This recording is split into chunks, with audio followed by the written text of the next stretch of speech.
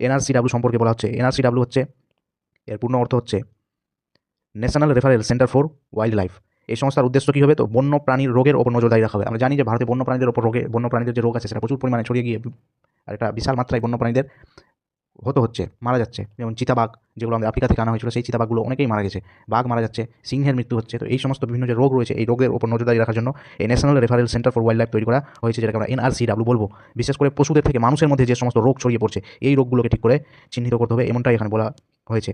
2020 সালে একটা বেবিওসিস নামক এক প্রকার রোগ, যার প্রকোপে গুজরাটের গির জাতীয় উদ্যানে 23টি সিংহের মৃত্যু হয়েছিল। এই বেবিওসিস রোগ যেটি রয়েছে, এটা হচ্ছে সিংহের লোহিত রক্তকণিকায়, আরবিসি, রেড ব্লাড সেল, এখানে হচ্ছে আক্রমণ করে।